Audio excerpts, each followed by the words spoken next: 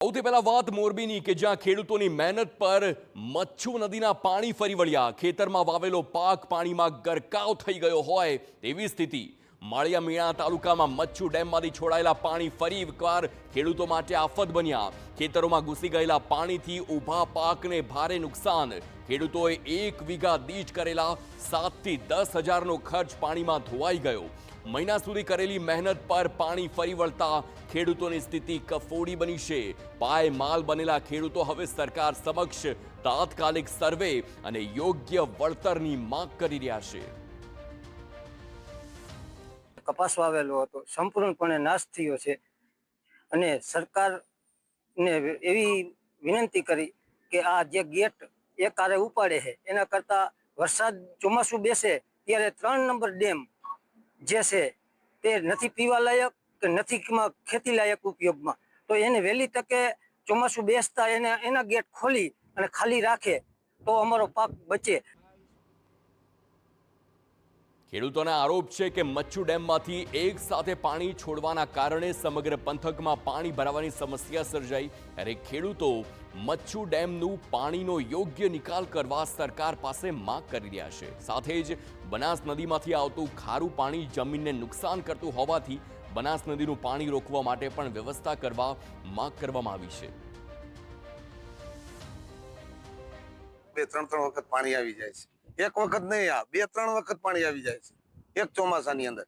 એટલે આ પાક તો અમે કદાચ શિયાળું લઈ શકીએ, અને શિયાળામાં એવું છે કે મચ્છુ નદીમાં પાણી જે રેક્લેમેશન બંધ પાડો છે એમાં બંધ પાડો તૂટેલો છે, એમાં ખારું પાણી આવી જાય છે। માળિયાના જે બેઠા પુલ છે ત્યાં સુધી આ ખારું પાણી આવી જાય છે। એટલે મચ્છુ નદીમાં કોઈ પણ સિંચાઈ કરી શકતો નથી, કોઈ પણ ખેડૂત, એમ હજારો એકર જમીન બંજર રહે છે।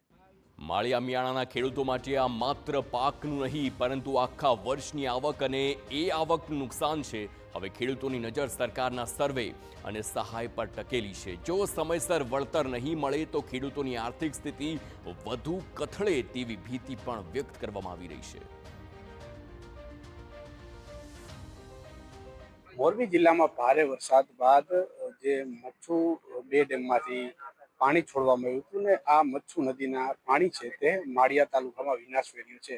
તે પ્રકારે દ્રશ્યોમાં દેખાય છે કે માળિયા તાલુકાના મોટા ભાગના જે ગામો છે તેમાં નદી કાંઠાના વિસ્તારોમાં પણ આ મચ્છુ નદીના પાણી ફરી વળ્યા હતા અને તમામ જે ખેતરો છે, લગભગ હજારો એકર જે ખેતરો છે તેમાં ઊભા મોલ સુકાઈ ગયા છે। પાણીનો ભરાવો થઈ જવાને કારણે આ પ્રકારની પરિસ્થિતિ સર્જાય છે અને ખેડૂતો છે તેને મોટી નુકસાની વેઠવી પડે તેવો વખત આવ્યો છે, કેમ કે જે પ્રકારે ખેડૂતો દ્વારા આ જે વાવેતર કરવા માટે બિયારણોથી લઈને લગભગ 7 થી 10 હજાર સુધીનો વીઘે ખર્ચ કરવામાં આવતો હોય છે, પરંતુ જે વરસાદને કારણે એક જ દિવસમાં તમામ ખર્ચ છે, તમામ મહેનત છે તેના પર રીતસરનું પાણી ફરી વળ્યું છે। ત્યારે ખેડૂતો આ પ્રકારની જે મુશ્કેલી છે તેનો સામનો કરવા માટે અસક્ષમ છે, કેમ કે સરકાર દ્વારા જો 100% સહાય આપવામાં આવે તો જ ખેડૂતો આમાંથી ઉગરે તેવી પરિસ્થિતિ છે, તેવી ખેડૂતોની માંગ છે। સાથે સાથે જે મચ્છુ નદીના પાણી છે તે જ્યારે પણ નદીમાં પાણી છોડવામાં આવે ત્યારે આ પ્રકારની પરિસ્થિતિ સર્જાય છે।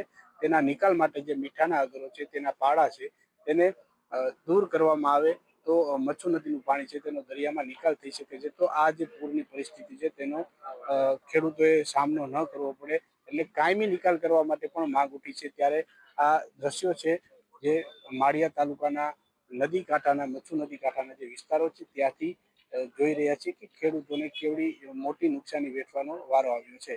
ભાસ્કર જોશી, TV9 ગુજરાતી, મોરબી।